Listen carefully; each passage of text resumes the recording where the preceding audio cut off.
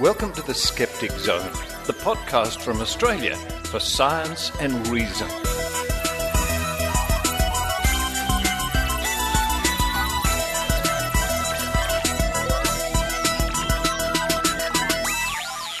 Hello and welcome to the Skeptic Zone, episode number 438 for the 12th of March 2017. Richard Saunders here from Sydney, Australia.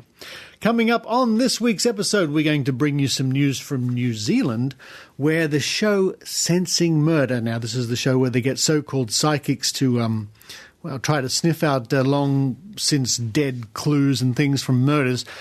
They get a group of psychics, put them together and see what happens. Sadly, not much does happen, and it's a pity this show's coming back. Anyway, we're going to be chatting to Mark Honeychruch, the chair of the NZ Skeptics, all about Sensing Murder and its sad return to New Zealand television. And then to round off the show, it's Maynard. Maynard at Skeptics in the pub, and this week he's going to ask pubbers about witches. What do they know about witches and witchcraft? So there'll be something to look forward to later on in the show with... Hello? Hello, Richard. Maynard? What are you doing here? It's actually my flat. What are you doing in my house? Oh, yeah. That's my love. Look, hello. Richard Saunders here, pretending to be Maynard. Look, and I've been in the... Look, he's used all my towels. I don't know what's been going on while I've been gone, but there's no towels left. I must admit, I did come over here because I've run out of things in my fridge to run down and get, you see. So I thought if I come and record at Maynard Studios here in Sydney, I could then run to your fridge. Well, if you run to my fridge, all you're going to find is 5-bean mix and corn kernels. In fact, we'll go there right now. We take you live to Maynard's fridge. Right. Here we go. Oh, that's a bit disappointing. Yeah. Hang on, what's this? Sweet chili sauce. Well, I can have that, I suppose. That's about it. The only fresh thing in there is limes, because I heard that it's good for scurvy, because I don't eat much of anything apart from 5-bean mix and corn kernels. Well, there's advice for our listeners. Yeah, look, it's great to be here. Look, now, there's going to be a big show. Some wild stuff is happening, and there's some stuff coming up too in the skeptical world that Richard's been working on too that he can't tell you about. But we are here overlooking a magnificent view. As I look off into the distance, I can see the gods and the pharaohs of ancient Egypt all the way over at Five Dock. It's an amazing piece of history being here where I am. You must be looking at a different view I am, because I'm looking at your television in the corner. That's right. And we're halfway through watching a show about hoaxes, and this episode's about Loch Ness. Yeah, this is a screening on the, I think it says, I'll just press the button and see where it is screening, just make sure. On the History Channel, which is best known for Ancient Aliens. And I was turning it on expecting to see a bit of Von Daniken action, but History's Greatest Hoaxes. And this one's on of course, the Loch Ness Monster, as you said, with someone who we met at the Skeptics Convention in Brisbane. Joe Nickell. We just saw Joe Nickell, the famous Joe Nickell, being interviewed on this show about hoaxes with Loch Ness. This is the sort of thing that happens when I turn up at Maynard Studios. Well, normally it's something a bit non-skeptical, but this is skeptical. They're basically saying that even the Loch Ness monster hunter says that there's probably no Loch Ness monster, and he's been doing it for 20 years. You think he'd get another gig? You think he would?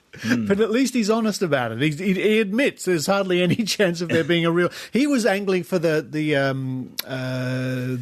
prehistoric animal, the plesiosaur. That's right. But even he admits that there's no chance. Well, of course, the plesiosaur, that is the most courteous of all the early dinosaurs. The plesiosaur. It would open doors for you. Yes. It'd be very nice. It would never say anything critical. The show's come to this, these gags. The show has come to this. Well, look, I'll let you get on with the intro, because I'm going to run downstairs and get a can of 5-bean mix, drain it, and then sadly eat it before falling asleep while dribbling on my shirt. While Maynard does that, we hope you enjoy the Skeptic Zone. Hello.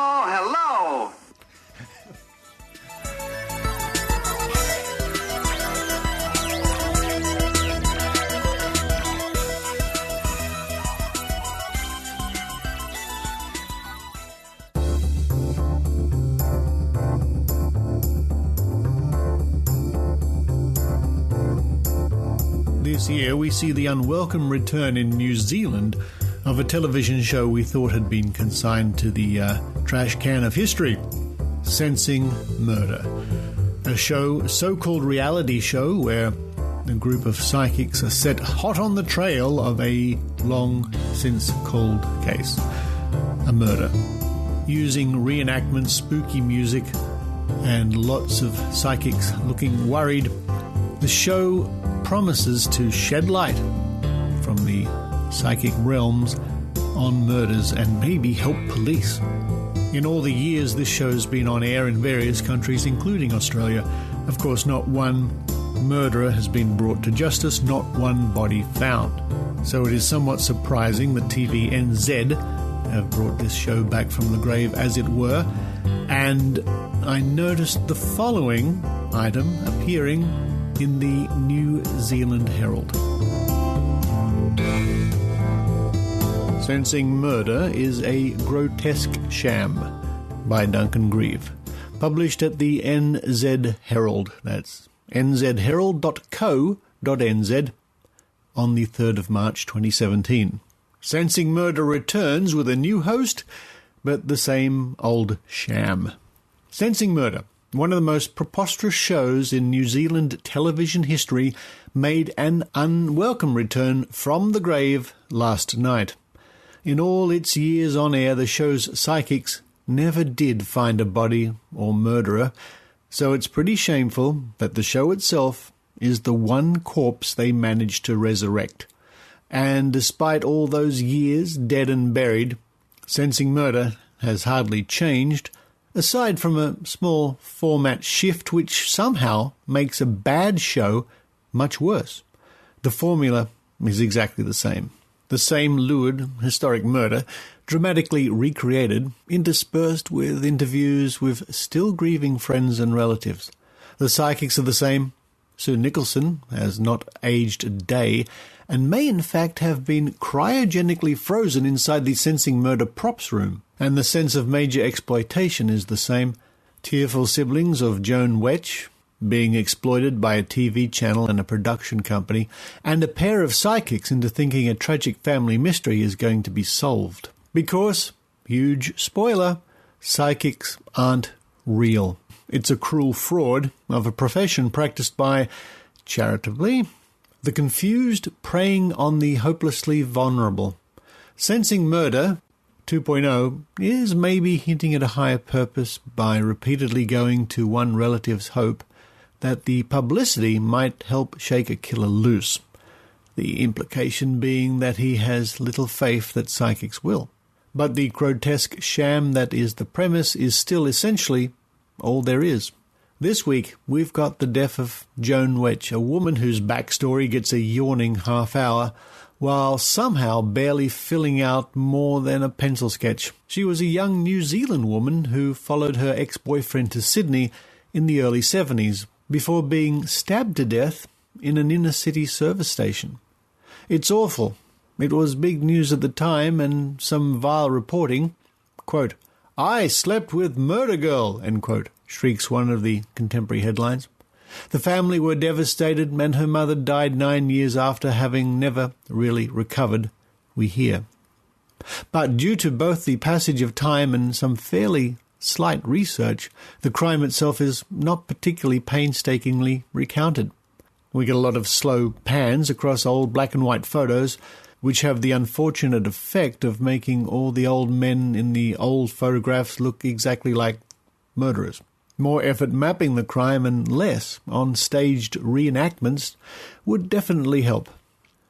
All this takes forever, elongating brutally the time until we meet the psychics who, in their blundering vagueness, are at least very funny to watch.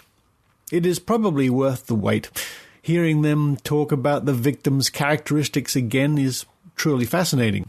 She was a, quote, clever person, free spirit, full of life, New Zealand born, end quote. Location, quote, in the city? I'm getting cars, end quote, which is true of almost every victim and most murders. And because they have an epic 8 hours to mutter away while stroking the photo, the edit is inevitably going to find little revelations in the scant minutes they're featured on the screen. Then the big and only change comes. The original Sensing Murder took as long to meander to the mediums and their magic conjecturing, but it devoted as long again to the work of the psychics. The episodes were 90 minutes long, which was truly groundbreaking television. Now then, after an hour, Shortland Street is a New Zealand soap opera. Shortland Street's Sarah Potts comes in, telling us to tune in next week for the shocking conclusion. Next week? We sat through all your crappy Amdram and bad documentary, and you cut off the payoff after a few short minutes? The format is now broken into two, which essentially guarantees that every second episode will be an excruciating dog. Given all that's wrong with this immensely popular but morally bankrupt franchise, removing its ability to reliably entertain on a weekly basis is the real crime. Sensing Murder screens on TV NZ2 Thursdays at 8:30 p.m.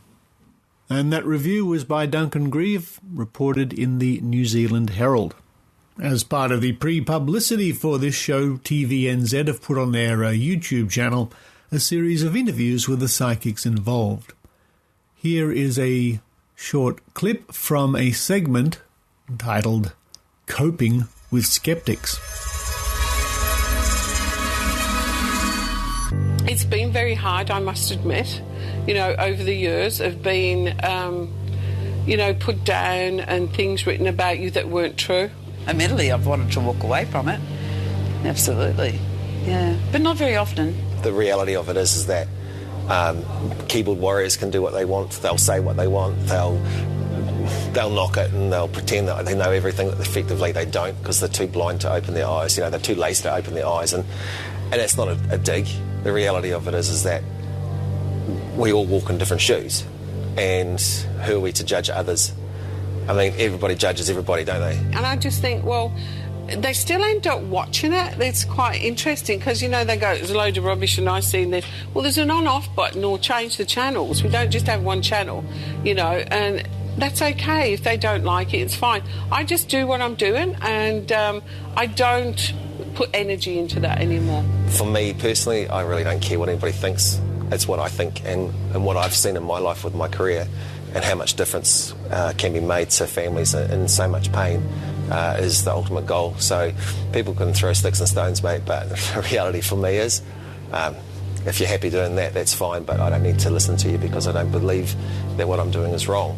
I know what I do and I know what I'm being given and I know the truth, even though people will say the information's all given to you. No, it's not. I've even said at one stage I will go and put a lie detector on, because I know what I do is right and that no information is given to me. And I think it's an amazing experience and I think it's a true blessing. Little miracles, man.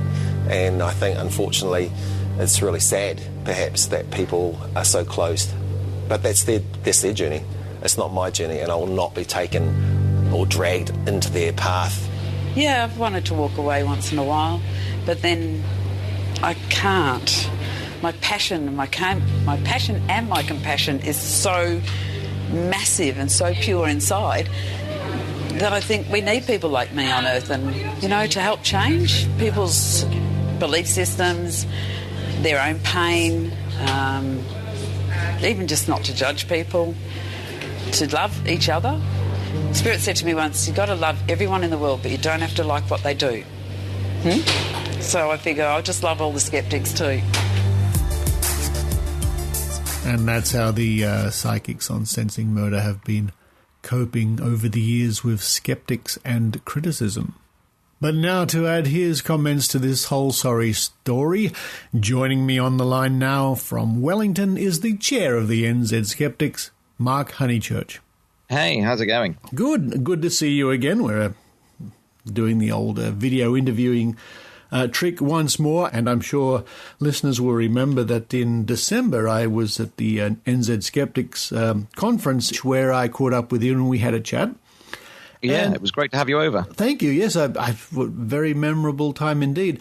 And we spoke then about Sensing Murder because you let me know that show was coming up once again to plague the poor citizens of New Zealand. And folks, if you want to hear our chat about that, just head to Skeptic Zone episode number 425. The show has commenced, yes? Yeah, so I believe 2 episodes have been broadcast so far. At least there are 2 episodes up on the TVNZ on demand. So it's the first half and the second half of One Murder. Oh, dearie me. Yes, as alluded to in that report, they're stretching out the murders over 2 weeks, even more of a grotesque sham. And that report was so strong, I'm getting to have the feeling that the NZ Skeptics might have had something to do with it. No, we were not contacted by the reporter. Certainly had nothing to do with us, which, it's great to see that without us even having to push this, there's been this article which it's so strident. It has so much to say about psychics, and it's straight to the point. But other articles as well. The Spin-Off, which is a new news site in New Zealand, has had a few really good articles as well, just bagging on Sensing Murder lots, and it's great to see that there really isn't much sympathy left, I think, in the media for this program. It really does sound like it. It's not like a review of a new psychic show. The program I did some years ago had mixed reviews. People thought it was a lot of fun or whatever, but I never saw anything to the extent of this. And you're saying now there's more in the media. People are fed up, you think? Yeah, I think so. I think maybe part of it is the fact that the show originally ran for 4 seasons from 2007 to 2010, and they covered a lot of murders, and not one of them was solved, and not one of them was even helped along by a psychic. So I think in a lot of people's minds there is that history that despite churning up old stuff about all these murders and having psychics supposedly being eerily accurate with finding the locations of bodies and all this kind of thing, in a practical sense, they did absolutely nothing. There's been no change, no help whatsoever to the police. Yeah, and that was certainly the situation here in Australia, where the show ran, well over 10 years ago. There was a couple of series, or 1 or 2 series of this show before it fled, tarred and feathered, fled our shores for New Zealand to infest you.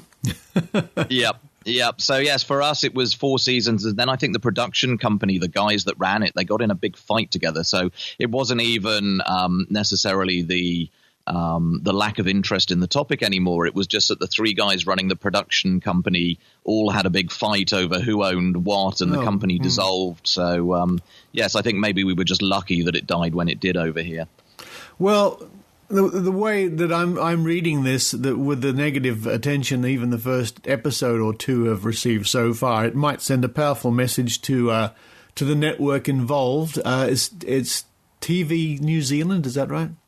Yeah, TVNZ, and an interesting thing we've just found about them that's quite relevant to the Skeptics this week is that because they are a state broadcaster, they are subject to the Official Information Act, which means that any data that TVNZ holds about the show, we are legally allowed to request. So we have a committee meeting of the New Zealand Skeptics this weekend, and we're going to talk about our game plan for hopefully digging up some dirt and, maybe getting hands on some raw footage so we can see unedited how accurate the psychics really are, maybe seeing what kind of emails have been flying between the production company and TVNZ about the show, and just see if it's all legit or if there's anything that that maybe is not quite above board.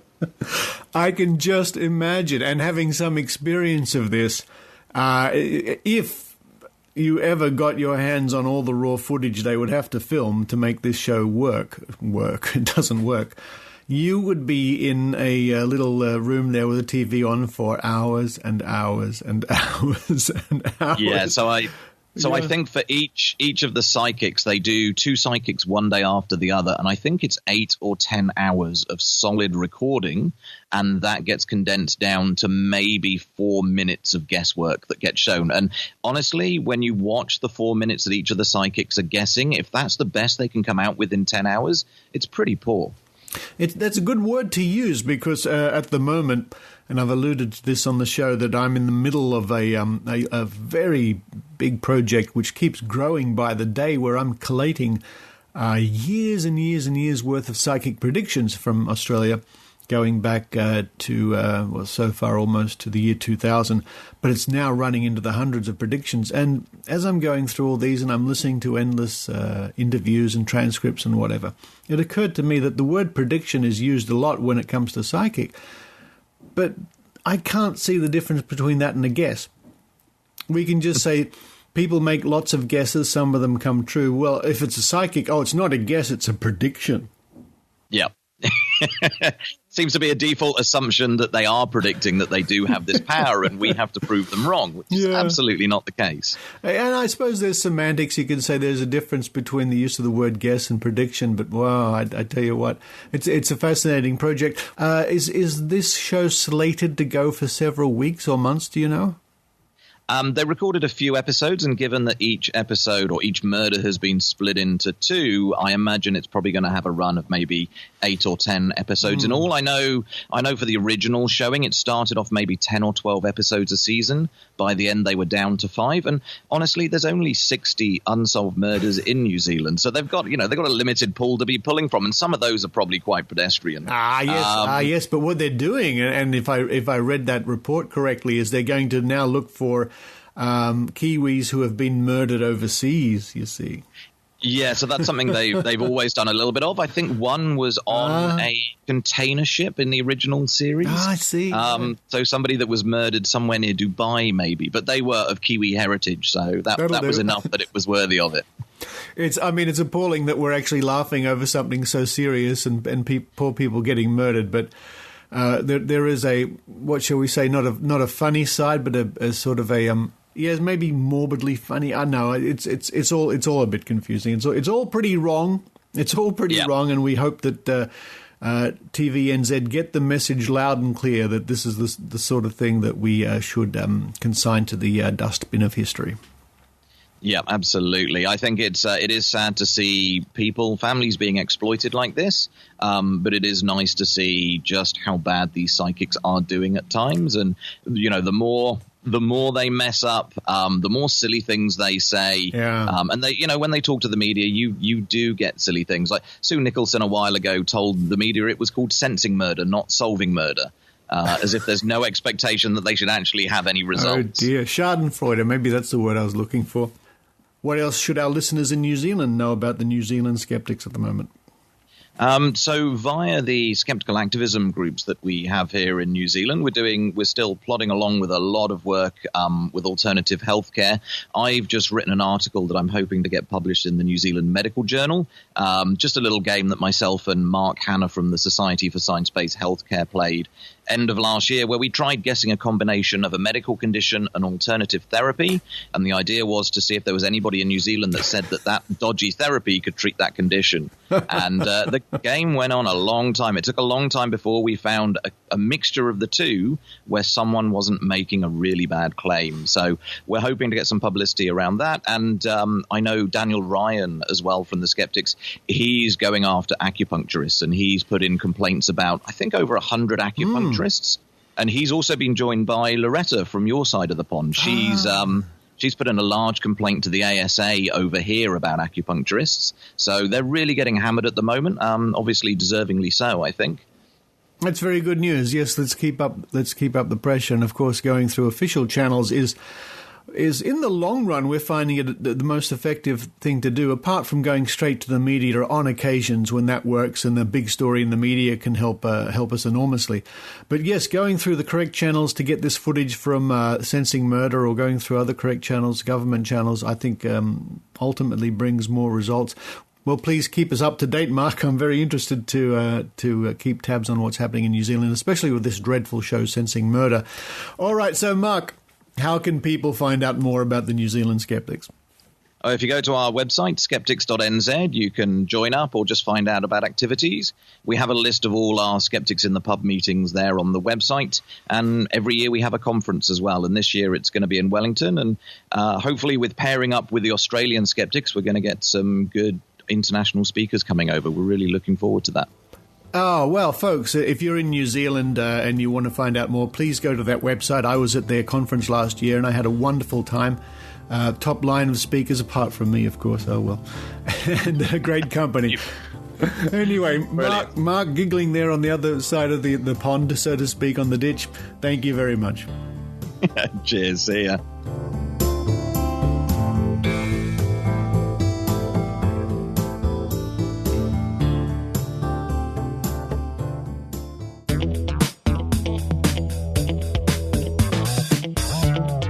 And now, direct from the cafe at Australia's Science Channel, it's Brew Ha Ha with Kelly Wong. You're going to hear a lot of facts about women going around today. Why? Because it's International Women's Day, the one day that women are reminded of how far we've come. Here are some facts that we definitely did not already know about women in STEM. But so that I can get this message through to you, let me mansplain this. To start with, there is no gender difference in math ability. Study after study shows this worldwide. An emerging gender gap in Australia is due to society attitudes and student confidence. And obviously, the first one of those feeds the second.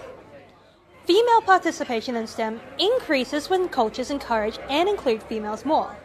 In China, 40% of engineering grads are female. In Malaysia, 44%. In Australia, it's 14%. When there's a cultural expectation for girls to undertake a STEM career like engineering, women will suddenly realise how cool it is to be able to solve real-world problems. But women in STEM do earn less than their male counterparts. It happens. Just because you say it doesn't make it so. There are actual numbers that show it. Nationwide, the difference is 16%. In science, it's 23%. While there have been improvements over time, there is still a long way to go. Gender inequality is still a problem. So if you know someone who needs this mansplained to them, send them this video with our compliments. For more Brew Ha Ha and Australian science, head for www.australiascience.tv. The Skeptic Magazine, the journal from Australian Skeptics. Subscribe online to the world's second oldest skeptical magazine. Visit www.skeptics.com.au and click the publications link. You can also find there over 30 years of back issues free to download. The Skeptic, the magazine from Australian Skeptics.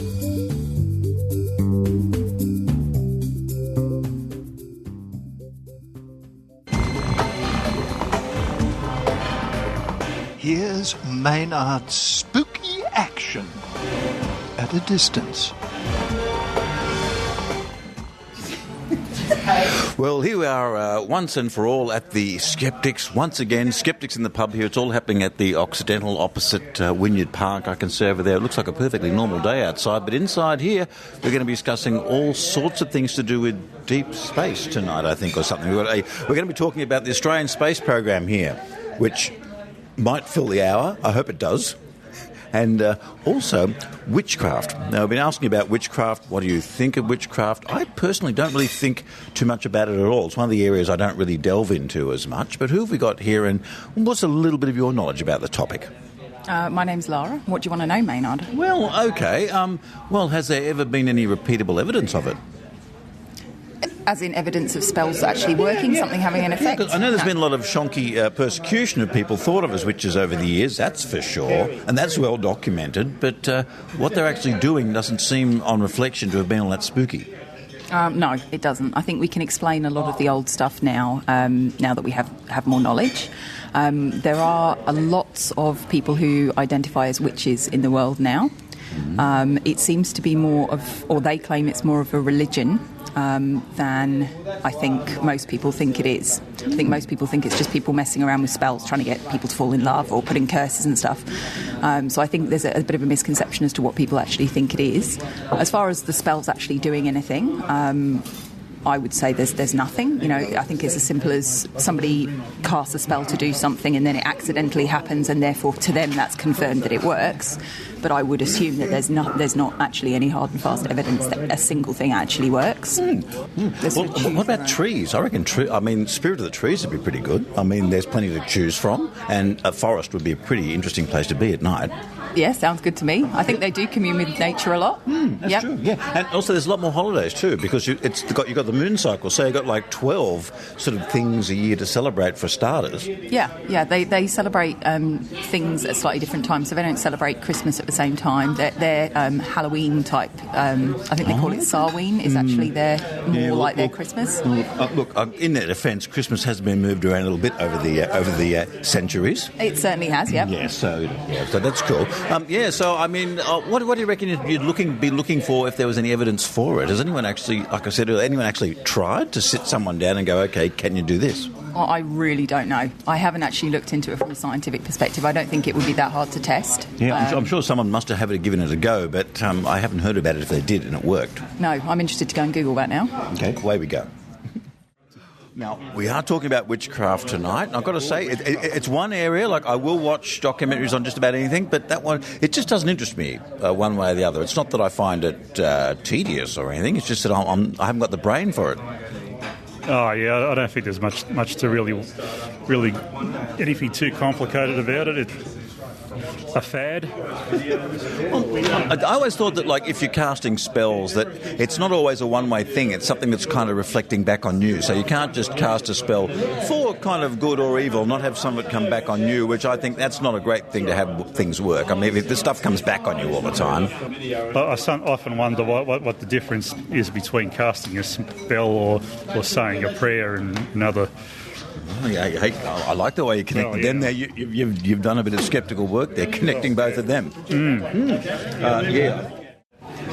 And we are here at Skeptics at the Pub, and occasionally get someone who's never come along before, and this person's travelled from the Central Coast, and we thank you for your kilometres to the... That's all right, Maynard, thank you. Look, we're talking about witchcraft here tonight, which maybe, State Rail could use a bit to get moving a bit faster. But anyway, what do you reckon of the whole witchcraft thing? You're here because you maybe got some interest in the sceptical thing, maybe in the paranormal thing. Where do you sit with that? Oh, I'm very sceptical. And the whole witchcraft thing, I think it's one of those things. If people feel their life with it and they enjoy it and it's not harming themselves or anyone else around them, it's fine. It doesn't bother me in any way. Yeah, that's okay. The what's the harm thing, I can understand that. And also a lot of people, like, they can make little altars in their place, and it's all sort of about enhancing the goddess inside or that kind of thing. And I guess we could all use a bit of that. Yeah, my partner's cousin actually runs a Wiccan-y,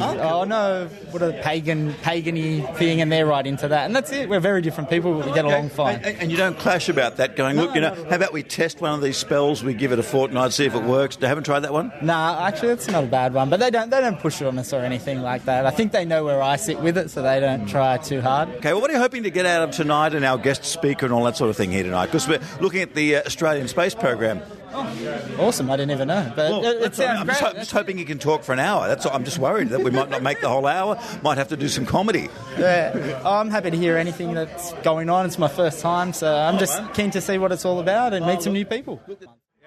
Look, and we're here with some. A lot of people get a bit nervous when they come here because suddenly I turn up and I put a microphone in front of them, and it seems like to everyone like I do it all the time. But, for like a person like this who's just come in from outside, what's your name, sir? Daniel. Daniel, yeah. I mean, yeah, it doesn't come naturally to talk into a microphone, does it? No, not at all. No. Look, occasionally get people listening and go, that person didn't sound blah, blah, blah. Well, maybe they don't always talk into a microphone and have a goose like me coming up to them. You heard me mention about witchcraft there. Well, what do you got? You got much of an opinion on that one there? It's certainly no shortage of it in the media sometimes. No, not much of an opinion. I've got an open mind about it, but I'm keen to hear what the experts have to say tonight. Well, yeah, they're going to be talking a bit about the Australian Space Program, which I don't know if has any witchcraft involved or not, but I'll certainly be interested. Yeah, well, I am a bit open to stuff, but not so much witchcraft. I think it's there's a couple of areas where I'm not really into, and that's the ghosts and the witchcraft. And, stuff like that. Not into that for some reason. Don't know why. Yeah.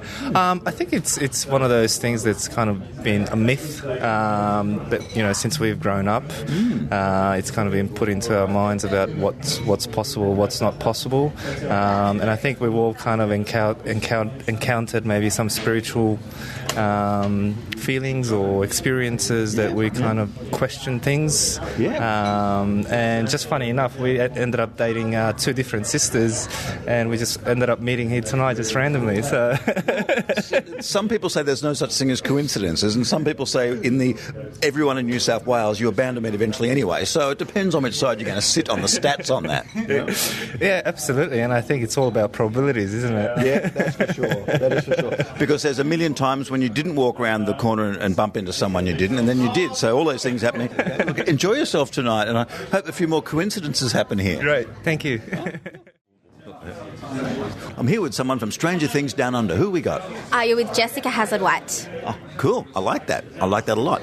Now, what are you up to recently? I believe you went underground with Richard a few weeks ago. We heard on the show here the ghost tour. Yeah, it was a lot of fun. No ghosts, sadly, but some excellent history. A very, very hot night, but still a good time. Laughs and mostly just interesting history from Sydney was what I enjoyed most about it. Oh, okay. Well, I think Richard's got a bit of a bee in his bonnet about it at the moment there for some reason, and he reckons, he wants to know about witches. I'm just wondering, pick your brains. What do you think? How do you sit as a female skeptic? Because witches often, of course, are women. Oh, I feel torn. I mean, I'm still waiting on my letter from Hogwarts. It's very late. Of course, and the Harry Potter thing there too. Although that flying around game that they played, that seemed a bit silly. This is embarrassing to admit, but I'm going to admit it. Quidditch is the only sports game that I know the rules to. Hey, that's cool. Is Quidditch... Is it cool, or is dorky the word you're looking for? No, because I'm trying to think if there's any sports games I know. And zero. The ones I like playing are 10-pin bowlings and darts, both games you can drink while you're playing, may I add. But I don't even know that is very cool. And it's actually quite complicated, isn't it? Oh, I don't know. I mean, children can understand it, so it can't be that complicated. But regarding witchcraft, though... Yeah, and do you think a lot of church leaders worldwide have got a bit scared about, the Harry Potter thing causing a bit of, paganism going on? What do you think of that? I think they shouldn't be so scared of kids' imaginations. I think it's very unlikely that anyone's going to read Harry Potter and come away from it thinking that it's real. I think there's probably just some kids out there whose imaginations are going to get stirred up, and I think that's excellent. Okay. But honestly, anything that gets those, conservative types afraid, I think is probably not so bad. Yeah, there's got to be points to it in that. I'll certainly go along with that. And do you have any friends that thought, I've cast a Wiccan spell, or has there anyone tried to enhance the goddess within with a little altar in their house or something like that? Well, as a kid, that was definitely me. I was casting spells, reading tea leaves, doing numerology, all that sort of stuff. But honestly, that's what got me into skepticism, because I was fascinated by it. But very quickly after doing these things, I wasn't convinced that it was working. And so I guess my takeaway from that is that it's all really, it's absolutely fascinating. And of course, we are surveying the room here, and who have we got here? It's Trish. And Trish, ever had any truck with witchcraft? Ever had any friends that have been increasing their goddessness by having an altar in the corner of the room or anything like that? Well, I grew up watching The Craft at sleepovers. Oh, so, light as a feather, stiff as a board, all of that kind of nonsense. And could you just watch Heathers like everyone else? Not in this generation, I'm afraid. Okay. But yeah, that was very popular. I remember watching it and then trying to do the whole lifting up someone using only one finger, and then... Did it ever work? No, of course not. Especially not when everyone starts freaking out and they drop them. Because I know some people claim that things work. Yeah, absolutely. And I remember one of the girls that I was at school with took it a little bit too seriously. And that's coming from a goth. I am a goth. So, yeah, I mean, she used to do the whole kind of, she'd try and bind a teacher to stop a teacher from giving a hassle or, this kind of stuff. It was all very scary. Binding, which is a current. Yeah, because I was going to ask about this, because I've been mentioning with spells tonight that spells aren't a one-way thing. When you cast a spell, there's something that comes back. And whether that be good or bad, that means you probably shouldn't go around casting bad spells. No, I mean, if you believe in kind of karma in any sense of, like if you're a good person, generally good things might happen to you. I mean, having worked on a cancer department, I can say that's not true. Yes. But there is a general sense of if you let someone off the train before you get on it, maybe you won't trip over on the way onto the carriage, It's that kind There's some sort of universal karma you feel you're a part of. I just feel like don't be a dick, and the world will hopefully not be as much of a dick to you. Okay, well, it's not a bad idea, and if you're wrong, what have we lost? Exactly. That's the way I see it, is, what is the harm in being nice to people? Okay. And what do you reckon is the best cultural representation of witchcraft other than in the movie The Craft, which it's pretty wild. It is a good one in that. I've met some witches. I remember many, many years ago, I went to Stonehenge for a solstice. Oh, wow, that's cool. There were druids and there were witches, and they were explaining it all to me in great detail, and it was all very interesting. I have to say, I've kind of forgotten. It was. Well, I was speaking earlier about if there was some spirits. Trees probably would be nice ones to hang out with, but are trees always good spirits or not? Well, I mean... Yeah, and there's certainly not too many at Stonehenge. No, not too many trees at Stonehenge, but I'm just thinking like Day of the Triffids. That's not terribly... Oh, yeah, that's true. They weren't good. But if the comet hadn't come along... Well, exactly. All right, blame space. Yeah, that's true. Which is why we're here tonight. We'd like to bit of talk about what's going on in aerospace there. Yeah, I'm looking forward to it. Very exciting. So what do you reckon is the last word on witches that you'd like to try and bring into this, some sort of discussion I've tried to invoke this evening? You know what? I think it's a lovely idea, but don't take it too seriously. I'm here talking to Tim Mendon, who, of course, gets the Skeptic out for you to have a bit of a look at every month. And our topic, witches, tonight comes up. Every 3 months, Maynard. Every 3 months? If it was every month, I'd be dead. Okay, right. So I don't know why I thought that. Why was I thinking that? That's okay. Because it takes me 3 months to read one. Oh, excellent. Okay. I'm a very slow reader. And you use lots of big words. Oh, we do, actually, on purpose, actually. Yes. And our next crossword puzzle does have witches in it, does it? It does, actually. That's a secret message to people. Don't tell anybody. Well, have you ever encountered, all your years with the Australian Skeptics, you ever encountered anything to do with witches? They aren't the ones that really want to step forward and have their claims proven ever, really, because they tend to be a little bit more, they aren't as out for commercial gain as people might be who are psychic or something like that. Yeah, I know. I've been looking forward to a black mass, but I haven't found one around my area lately, actually, I'm afraid. Oh, is that more of a sort of a devil worship thing than a witch thing? Are we talking black witches or white witches? Well, look, yeah, and of course there's Wiccan witches that are always supposed to do good. Yeah. But as I've been saying, I reckon if you're out there casting bad spells, it's only going to come back on you anyway. Yeah, I think the market for cauldrons has really hit the rock bottom. Well, so you've never had anyone come up and said, I claim to be a witch, test me? Yes. Oh, no, not test me. No. But I have had people who say they're witches. I've met quite a few witches over the years. And what would their abilities be, or what are their claims of their abilities? I think it's almost like pre-New Age. They're very sort of one with nature. There's obviously the Wicca witches, and that's what the ones who come forward are. They're basically nice ladies, they tend to be, who are sort of all wear frilly outfits and sort of, headbands and that sort of stuff. So it is sort of hippie-ish, the ones I've met, at least in the era that I've been around. Okay. And, so, I mean, what would you pick if you had a spirit animal anyway? Spirit animal? Yeah. Definitely a wombat. Either a wombat or a numbat. I like the bat on the end. Okay, no, fair. That's a good Australian animal to pick. I thought so, actually. I think wombats are very cool. So, are we throwing down the challenge tonight? If there's anybody out there who can do any provable witchcraft, we'll be right onto it. I'm sure there might be a few people around. Can you do it, Maynard? Oh, I'm sure I can't. I'm absolutely sure I can't. In fact, it's one of the... I remember people have different interests in their paranormal, and the witches has never been one. Witches and ghosts have never been one that I've been that interested in. Wow. But we won't go there because you have to read the magazine. Okay, and where can people find that? They can just talk to me or sort of phone me up or go to www.skeptics.com.au and go to the shop and subscribe. Or they can ask a friend. And of course, we always have to wander around when you come to Skeptics at the pub and see what Jessica Singer's up to, because she's got something going on. She's got one foot in the paranormal all the time, which explains why she's constantly falling over late at night. Absolutely. I'm just spinning around all the time. And look, with all your years with the Australian Skeptics, have you ever encountered much witchcraft or anything? Any of your friends got involved in any of it at all, even in a minor way? Because, people sometimes like casting little spells to help themselves. Yeah, not so much when I've been in the Skeptics, but before, when I was at university, and people tend to get into the wacky and the weird and the wonderful then. And I have to say that the people The people who were genuinely into Wicca were depressingly normal. And then the studenty arty-farty types who got into casting spells and wore lots of black eyeliner and lots of black and all of that. Well, they were sort of casting spells to keep their boyfriends faithful, and it never worked. Oh, really? And so did they blame themselves for not casting a spell properly, or was it more like this stuff doesn't work?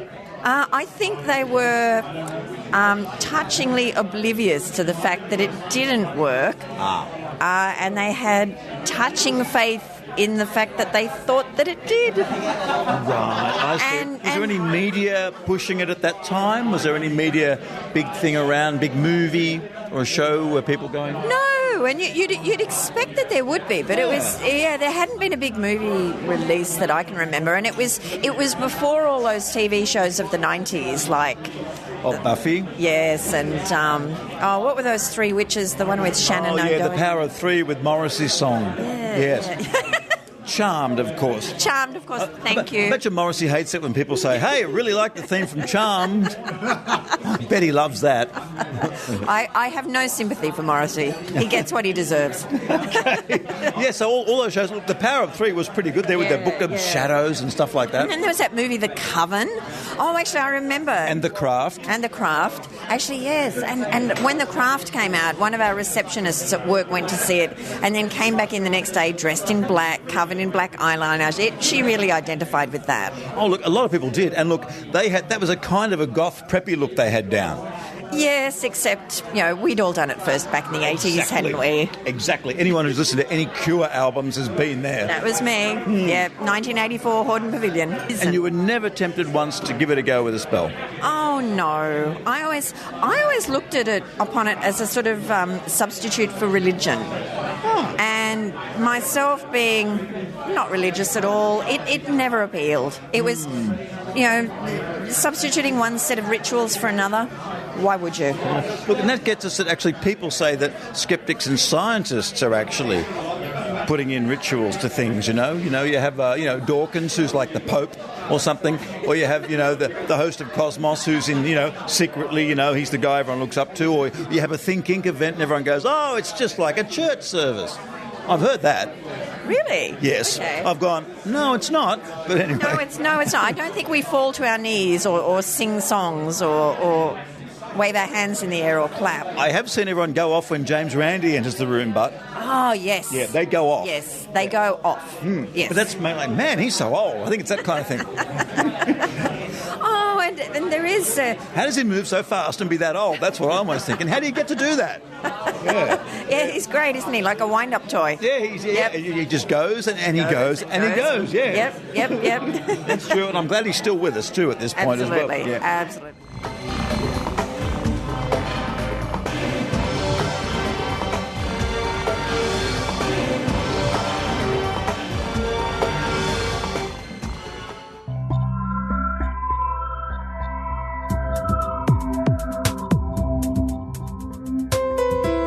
Astronomycast takes a facts-based journey through the cosmos as it offers listeners weekly discussions on astronomical topics ranging from planets to cosmology.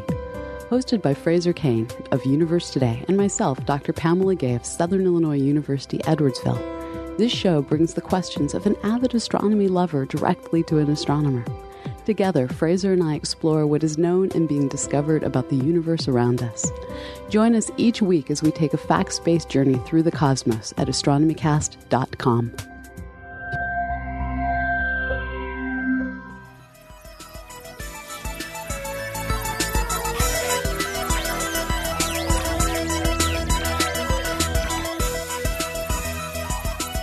So we settled down. Thank you for listening to the Skeptic Zone, folks, and thank you, Maynard, for hosting me here at the Maynard International Sydney Studios. Is this the annex? This is the annex. Yes, that's right. It's a bit of an annex. It's a bit of a happening. Just describe what's in the right-hand corner of my Maynard International Studios annex here. Just those 3 or 4 items that are over there. Well, okay. Well, starting from the side closest to us, we've got a giant cutout of Elvis, life-size cutout of Elvis. We've got a stack of CDs there on the wall. We've got what's that?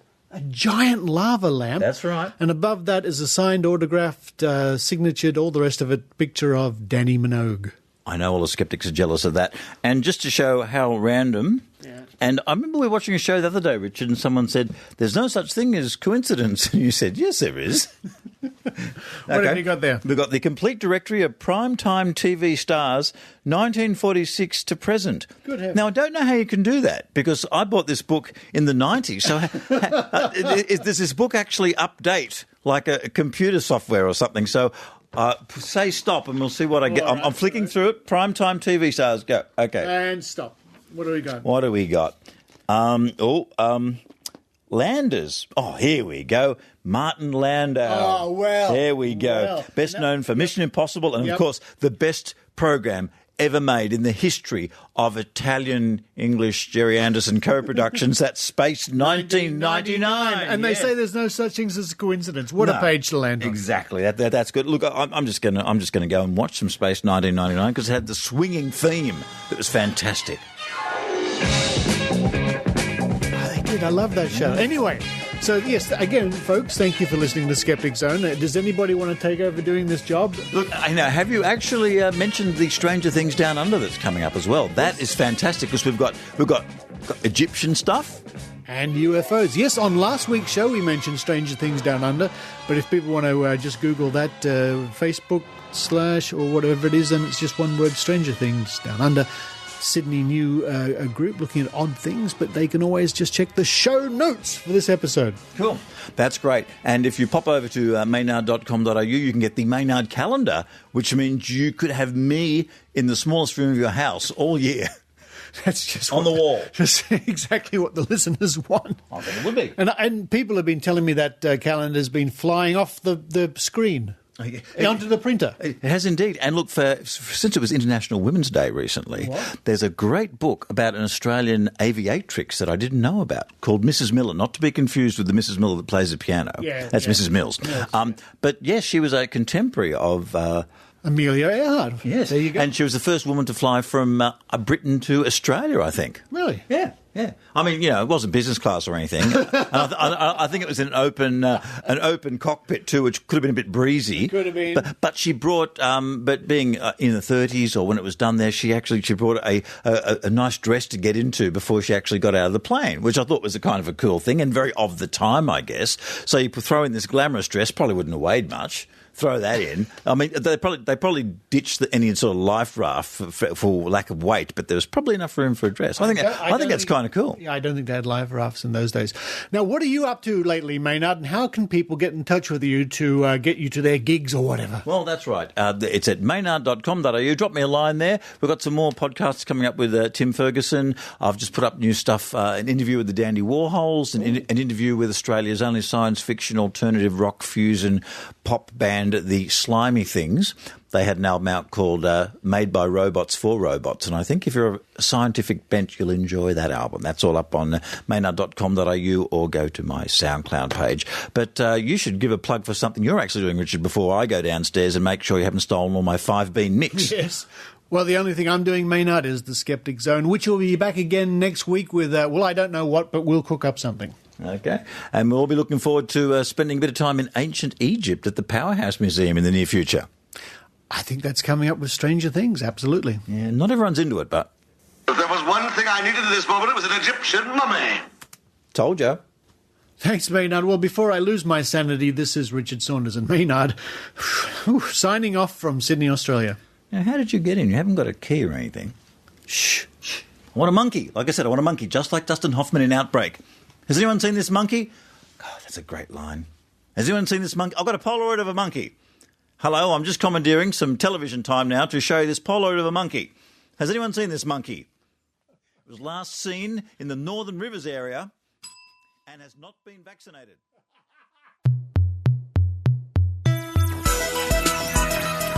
You've been listening to the Skeptic Zone podcast.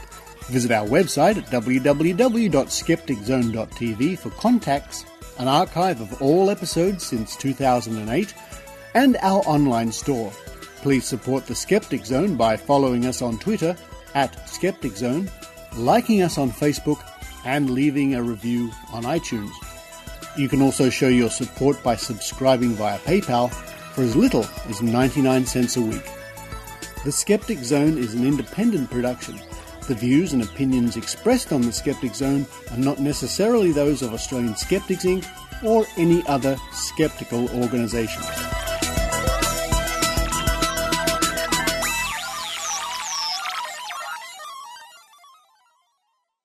Hello and welcome to the Skeptic Zone, episode number 480. Psst, wrong. Actually, I better check. I get this.